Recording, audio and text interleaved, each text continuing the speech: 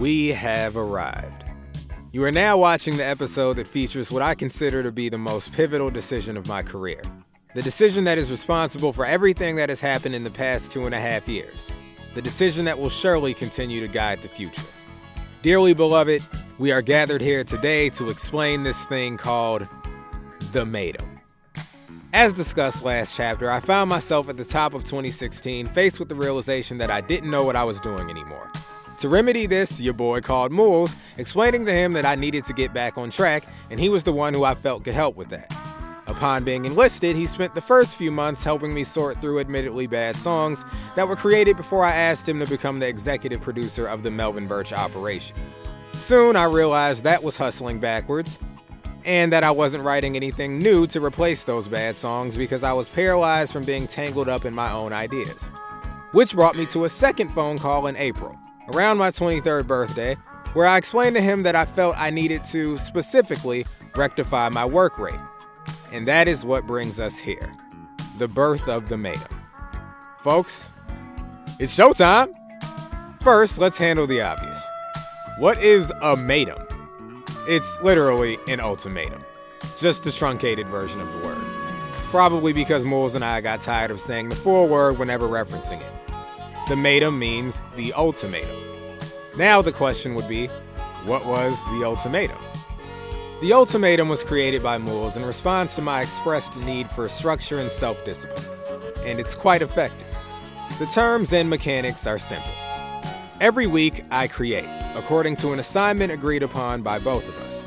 At the end of the week, I deliver what I've been assigned to create. If I miss the deadline, Mools will release compromising, embarrassing, and/or foul material that I've created in private into the world for public consumption. Now, before you start freaking out talking about Slave Master Mools or Melvin is being held hostage, understand that this is all happening with my consent. I willfully agreed to this ultimatum that he proposed. Plus, upon agreeing, it was I who had to provide him with the heinous material aforementioned, seeing as how he didn't have it already. I stress, the Matum, ironically enough, was an undertaking, not a mandate.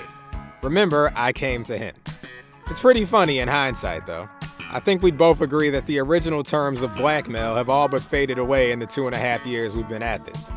We're just doing this now because there's an unspoken understanding that we live for this. Then again, I've never missed a deadline.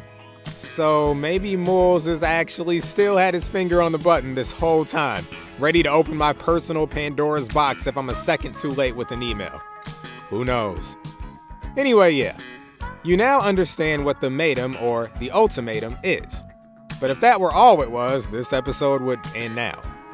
And you would probably have experienced the release of I did all of this so you would want to be Mrs.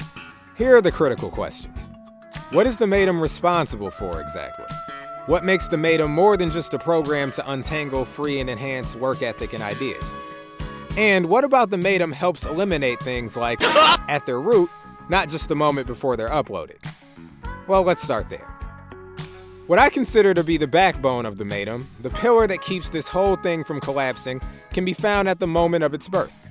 The two-pass system. Just like I had to agree to the ultimatum Mools proposed, so everything else goes. Everything goes through both Mools and Mel. Nothing is released that we don't both agree on. This helps to not only capitalize on the essence of collaboration, but maintain quality control. If we feel anything at all is not quite there, or worse, whack, we don't hesitate to address it. If we think it can be fixed, we try. If there's no saving it, it gets scrapped and we move on and create something else. Has the two-pass system led to any arguments, debates, some instances of development hell? Absolutely!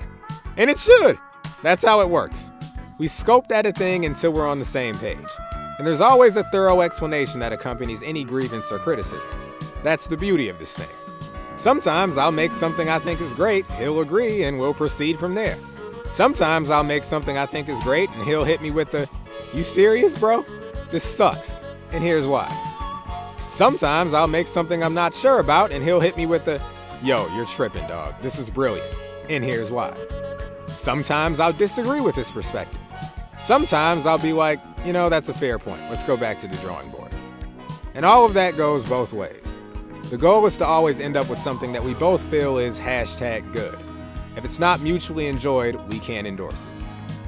Now, when the Matum was first conceived, the main goal was to get me making songs at a more consistent rate, hence the weekly nature.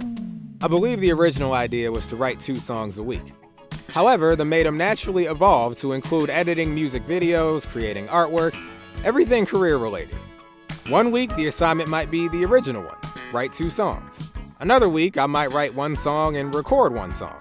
Maybe it'll be 2 recording assignments and no writing. Maybe it'll be to write 3 songs. Maybe I'll only be editing a music video and nothing else. But the weekly format stays the same. You may have been wondering, Melvin, with such a small window to create, might the quality of your work suffer in a rush to meet the deadline? And might you be in danger of forcing creativity or inspiration to meet the deadline? Well, we'll get to the latter in a few, but let's address the former. Frankly, no, quality does not suffer, because an assignment isn't contained to that week only. If I strike gold on the first try, great. But if there's more work to be done, it will be done, whether as a part of the new week's assignments or some week down the line. Remember, it's about encouraging me to start the process, not getting me to race to finish things in 7 days. Revisions, refinements, and alterations are made until the work is satisfactory. To both of us. No matter how many weeks it takes. Okay, with that out of the way, let's talk about that creativity and inspiration thing. It's diet time! While the engine of the Matum is the 2-pass system, the genius of the Matum can be found in the diet. Or in other words, the curriculum. You see, when this all began, it was just about assignments. But after a few weeks, Mools returned with an addition that changed the game. In addition to creating every week, there are listening and viewing assignments curated by Mools. The goal is to feed me with inspiration to ensure I'm not going in dry to work on anything. Now, when I say diet, I truly mean the diet. Sure, I put trash into my body when I eat, but when it comes to the Matum, it's about making sure I'm a well-rounded, educated, diverse, cultured, and overall inspired human being. The works are selected based on if they meet certain qualifications. They're either historically significant, be it because of critical or universal acclaim or recognition, or they're things Mools has come to feel are gems that are lesser known. And most times they'll be related to the week's assignment in some way. Lastly, the works are nearly always things I've never heard or seen. For instance, I've heard plenty of Biggie prior to the Matum, but I'd never listened to Life After Death in full. All in all, this aspect of the Matum has been a pleasure and a delight. So much education in the past 2.5 years. And it's definitely led me to do independent research. Shout out to me being inspired by all of the Matum listening assignments and deciding to listen to every Sade album front to back after already loving her for years, leading me to discover that Promise is a personal classic. Okay, here's a valid question though. What makes Mools qualified to administer this diet, let alone qualified to administer the Matum? Well, it's qualifications time! Mools went to school for film, something I did not do. He also originally set out to be a filmmaker and thus studied the field extensively. He has a wealth of knowledge and experience there that I simply do not have.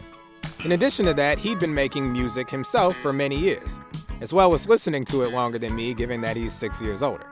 And much more of it at that. In fact, it only took a few months of the Matum to realize how pitiful my database, so to speak, actually was. Mools being an artist himself is vital to the Matum's effectiveness. But the Matum is ultimately, no pun intended, a concept that Mools is qualified to administer because he had, and has, the desire to hold me accountable and develop this thing. He's been doing this every week for the past 2.5 years, non-stop. Basically, what I'm saying is, put that respect on Mools' name.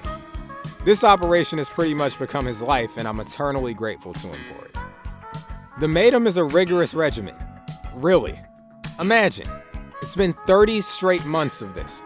It's a gauntlet that essentially doesn't end. I mean, seriously, there's no end game.